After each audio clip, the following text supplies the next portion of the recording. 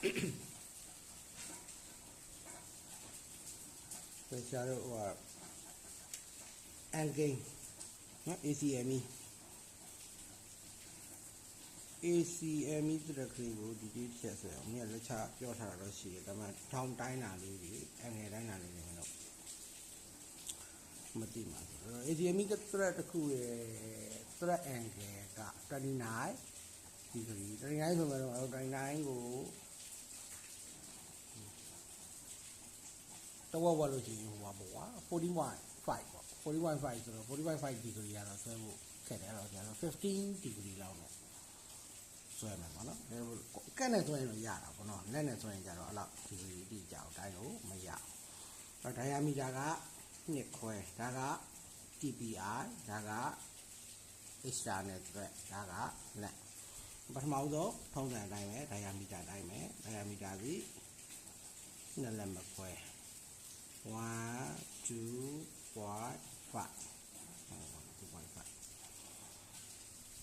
ီဘက်ကိုကြတော့6လက်မဒါဆိုရင်1 2 3 4 5 6အဲ့လိုယူကြတော့ကောင်းတယ်နော်ဟိုလိုနံပါတ်တွေနဲ့မတွက်နဲ့နံပါတ်တွေလည်းမလို့လက်မလို့လို့သွားတယ်မှာတိကဆိုင်6ဆောရမှာဒါမှတော့9ဆောရမှာကို6လေးဆောရင်မှားတယ်မှာ2.5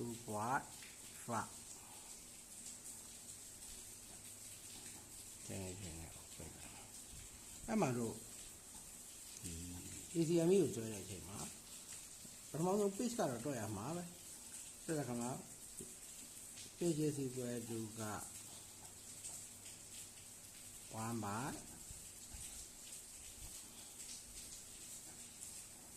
4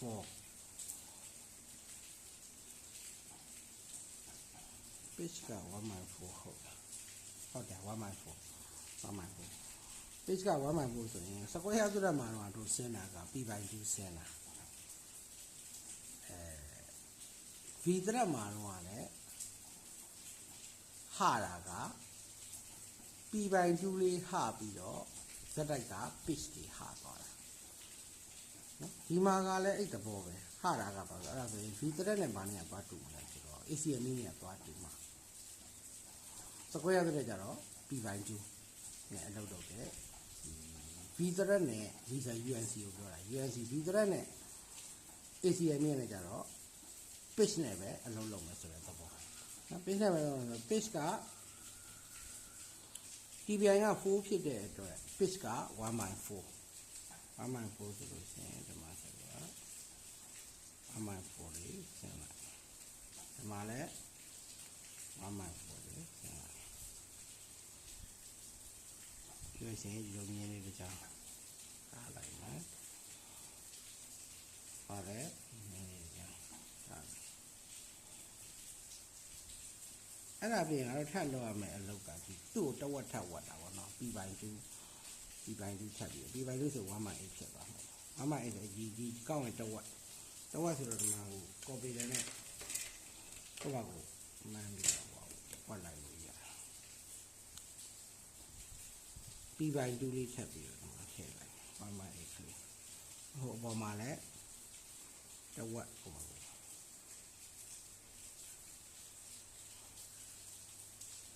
တို့အဲ့မြင်းပေါ်မှာ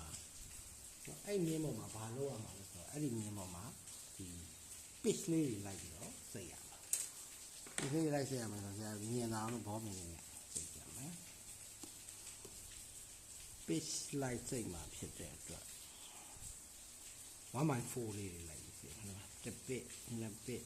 3 bit 4 bit 5 bit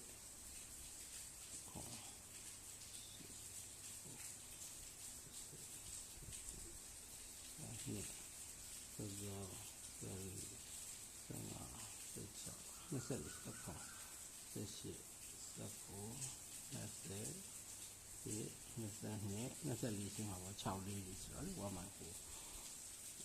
တက်လမ်းက6ဖြစ်တယ်အဲ့ဒါမှ1 bit 2 bit 3 bit 4 bit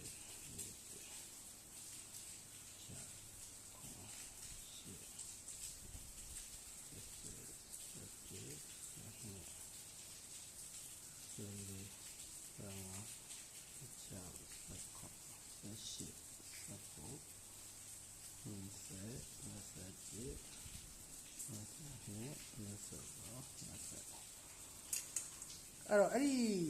ပစ်စိတ်ထားတဲ့မင်းရောမီးရအောင်ပစ်စိတ်ထားတဲ့အပေါ်မှာသူကပါလိုက်စ80နဲ့85ဘာကြောင့်ဖြစ်လာလဲဆိုတော့30ကိုတဝက်ဝက်15 90တွေက15ပြန်နှုတ်လို့ရှိရင်80နဲ့ဟုတ်လားโอเคအဲ့85ရအောင်ဘယ်လိုလုပ်မလဲပေါ့နော်ဘယ်လိုပေါင်းရတယ်30နဲ့45ပေါင်းရင်85ဖြစ်တာဆိုတော့ဆရာသမားဒါကထားလိုက်ဆိုဒီစလုတ်ကဘယ်လောက်ဖြစ်သွားလဲဆိုတော့30ဖြစ်သွားတယ်အဲ့30ပုံမှာဒီမှာဒါဆရာနည်းနည်းမြင်အောင်လို့အသေးဆုံးထားတယ်45လေးပြင်ကြပါဒီကောင်က30ရှိပြီဒီကောင်က45ဆိုရင်85အဲ့ကြမှာဒီမြင်လေးမြင်ရမှာအဲ့ဒီစောစောကျတော့မှတ်ခဲ့တဲ့အမှတ်ကလေးတွေကိုဖြတ်ရမယ်ဒီဂရီက85ဆောင်းပါပါဓမ္မဒလာဆိုလို့ချင်းတော့ဘယ်လိုဆွဲရမလဲတစ်ခုကျော်ဆွဲသွားမယ်ဓမ္မနောက်ဒလာဒါလေးတွန်းတွန်းသွားတာနော်ဓမ္မနောက်ဒလာကိုကြေကြတဲ့ကောင်ကဒလိုင်းဆွဲပြီဆိုတာနဲ့ပေတယ်နဲ့ဒါပေမဲ့တချို့တွေကတော်တော်များများမျက်စိကစောင်းနေတာများတယ်ဒီပြည့်နဲ့85နေပြီးတော့80တွေ90တွေနဲ့ထောင်တက်သွားပြီးတော့တော့ဖြစ်မှာဆိုတဲ့အတွက်ဒါလေးနဲ့ပဲသွားတာကောင်းတယ်တစ်ခုကျော်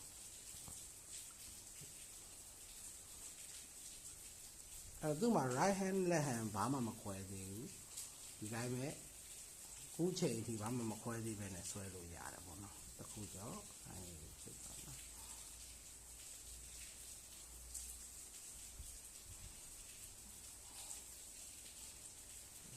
အောက်ကနည်းနည်း light လောက်သွားတီးထောက်ထားရင်တော့မလှုပ်ဘူးဒါပေမဲ့တီးရောဆက်ဆွဲရနှစ်ခုတော့မင်းတို့မကိုင်းရလက်မရှိတော့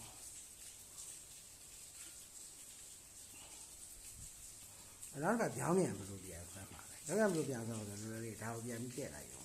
ဟောဒါကိုစောင်းလှမ်းမလို့စမ်းလိုက်ရင်ပြီးဒီကောက်ကို45ပြန်တက်လိုက်ဒါလို့ပြန်တက်လိုက်တယ်ကြောင်းမြန်ပြန်လာမှာပဲလေကြောင်းမြန်ပြန်ဒီများမှာဒီဘက်ကိုကြော်မတက်ဘူးနော်ကြော်မတက်ဘူးဒီအဖျားနားလေးမှာတစ်ချက်ပဲရှိပါတစ်ပဲရှိမယ်ဓမ္မတော့အပြည့်ရှိတာပေါ့နော်ဒီတိုင်းကိုပြရမယ်အပြည့်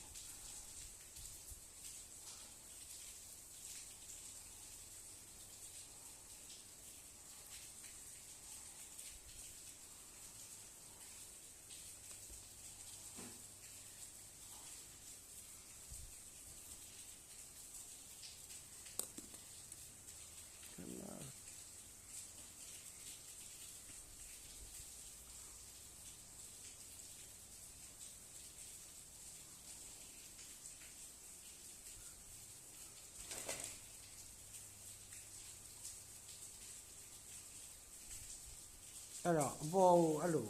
လောက်ပြီအခုရှိတာအပေါ်နဲ့အောက်နဲ့ကြောင်းမြန်ဖြစ်သွားလို့မရဘူးလားအပေါ်နဲ့ကြောင်းနဲ့အောက်နဲ့ကြောင်းမြန်ဖြစ်တယ်ဆိုတာဘယ်လိုမျိုးလဲဆိုတော့ဒီမှာဆက်တယ်ဒီကောင်လေးကိုဆွဲတဲ့အချိန်ပါလေဒီအပေါ်မှာဒီလို right hand စောင်းထားတယ်ဆိုရင်ဒီအောက်သူနဲ့တည့်တဲ့ point မှာလဲတော့ဘာပဲစောင်းမလဲဆိုတော့ right hand စောင်းလို့ရတာဆိုလိုတာရေကွက်ကလေးနှစ်ခုတဲအုပ်လိုက်တယ်အဲ့မှာမဟုတ်ဘူးသူ့ right hand မဆောင်ဘူးလေသူ့တို့ left hand သွားစောင်းမိလို့ရှိရင်တိုင်းမျိုးသွားစောင်းမိလို့ရှိရင်အဲ့ဘလို့ပါအရစ်ကပေါ်လို့မရတော့အပေါ်မှာစောင်းတဲ့စောင်းနဲ့အောက်မှာစောင်းတဲ့အစောင်းတွေကဟို parallel ဖြစ်ရမယ်ဆိုတဲ့သဘောပေါ့နော်အဲ့ဒါလေးတစ်ချက်ပြချပြီနှုတ်ဝင်အဲ့ဒါလွဲသွားတယ်အရစ်ကိုပေါ်လို့ကိုမရတော့လို့ဖြစ်သွားမှာဒီတစ်ခုကျော်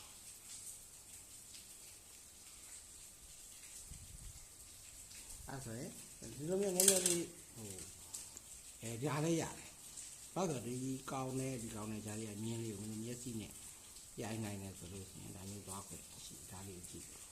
တတိတော်ထားပါညမှာအရန်ဟမသွားဘူးနော်မြင်းပြန်ဖြစ်နေအောင်ချိန်နိုင်တယ်ဆိုရင်ချိန်လို့ရတယ်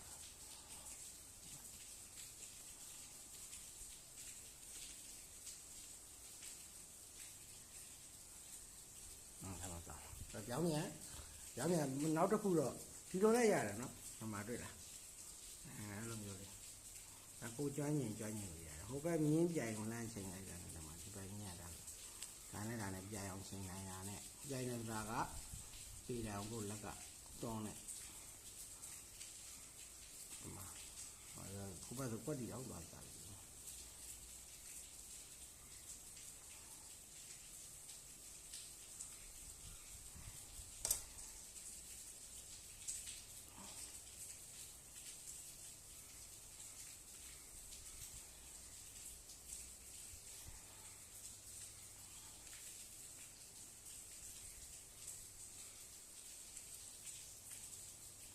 သူ့မှာလည်းအနာတက်ကလေးတွေဒုက္ခပေး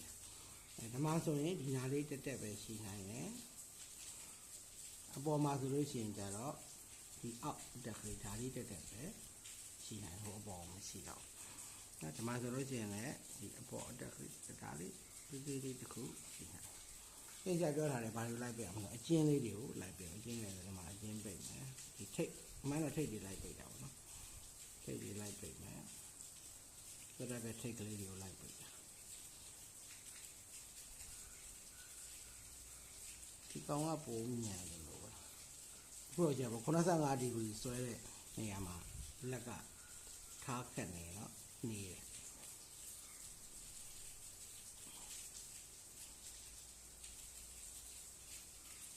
အခြေလေးလိုက်ပိတ်တာပေါ့နော်အကျဉ်းလိုက်ပိတ်တယ်ဆိုတော့ကြာဆိုတော့ထိတ်တွေပိတ်တယ်အခြေလေးကိုပိတ်တယ်ဒီမှာလည်းအဲ့လိုပဲအကျဉ်းလေးတွေလိုက်ပိတ်တယ်ဆိုတာကအခြေလေးကိုရင်ပိတ်မယ်ဒီမှာ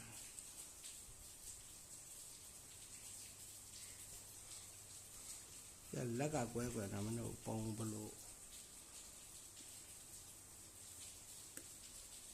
ညင်အောင်ပြန်လက်ကိုအဲ့ဒါအခြေလေးပဲနောက်ထိတ်တွေလိုက်ပိတ်မယ်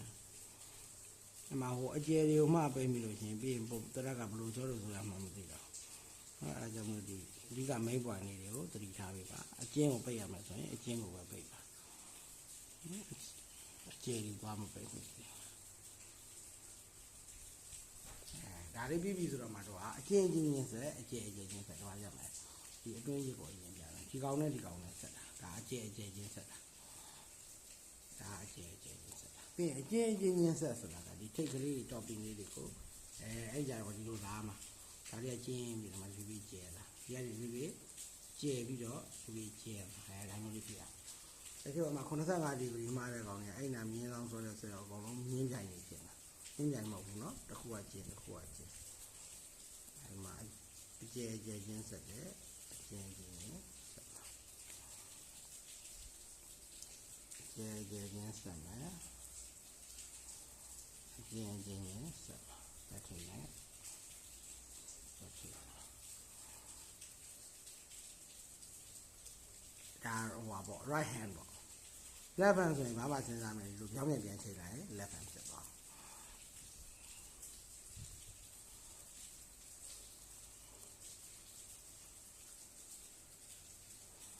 ကျင်းချင်းဆက်မယ်အောက်ကစောက်ခါထားစောက်ကဖုဆွဲရတာ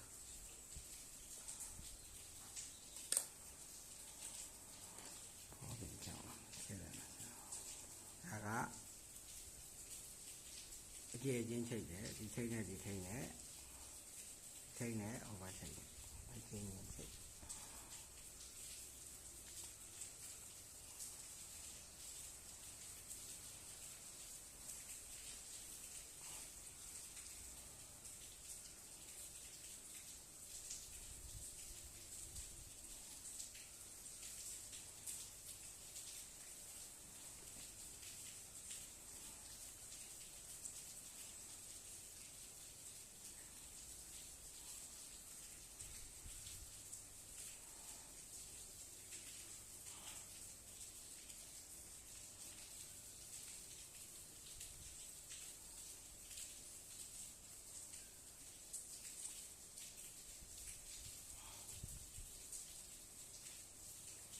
ဒါမှလည်းနှခမ်းသက်ပြဿနာရှိတယ်ဟာဒီထိကတော့အလဲလိုက်နေဆွဲတာအားလုံးအဆင်ပြေတယ်ဒီဘက်အပြင်မှာဟနေတဲ့ကောင်နှစ်ကောင်ရှိတယ်ဘလို့ချိန်နေလဲပေါ့နော်ဒီမှာလောလောဆယ်မျက်စိနဲ့မြင်နေရတာတော့ဒီဘက်အကျယ်အစနဲ့ဒီဘက်အကျယ်အစလေးရှိနေတယ်အဲ့ဒါကတော့ချိန်ပြီးချိန်မှဖြစ်တယ်ဆိုချိန်လိုက်လို့ရတယ်အဲ့ဒါပြီးပြီးဒီဘက်အပြင်နှခမ်းသက်ကြတော့ဘယ်နဲ့ပဲကြာပိတ်တယ်ဒီဆော့ဆွဲလိုက်တဲ့အတက်အတိုးလေးထောင်းနေဟိုအချုံလေးကိုလှမ်းပြီးတော့ပိတ်ပြရမှာဖြစ်တယ်ဒီမှာငါတို့ကတိဖြတ်ချလိုက်တယ်အဲ့ဒါဆိုရင်ဒီထိတ်ကနေသွားတဲ့နှစ်လိုင်းရကြတယ်ဒီမြင်းနေနဲ့အပြားဒီမြင်းနေနဲ့အပြားယူပြီးတော့ဆွဲလိုက်လို့ရတယ်ဒီမြင်းနဲ့အပြားယူပြီးတော့ဆွဲလိုက်ဒီဘက်ထိတ်လဲလို့ပဲပေါ့ဒီမှာအကျယ်ချင်းချိတ်เสียရှိပြီးသားတစ်ချက်အရင်ဆုံးသေချာအောင်ချိတ်လိုက်မယ်ဒီအစာလေးရဲ့ထိတ်နဲ့ဒီအချုံလေးရဲ့ထိတ်နဲ့ဟိုလေချက်ပိတ်လိုက်ဒီကောင်ကတော့ဒီဘက်ကောင်နဲ့ ပြိုင်နဲ့တရားဝင်သူနဲ့ဒီဘက်ကောင်နဲ့ပြိုင်နဲ့တရားဝင်ဒါမျိုးလေးဆွဲပြရမှာအဲဆိုရင်ဒါအကိန်းတက်ကိုဆွဲလို့ရပါတယ်နော်ဒီကောင်ဟို TPI နဲ့နည်းနည်းများနေတော့တရက်ကလေးကသေးတော့ဆွဲရတာနည်းနည်းလေးလက်ဝင်တာပေါ့။ကြီးလေးဆိုတော့ပို့ပြီးတော့မြင်လာတာပေါ့နော်။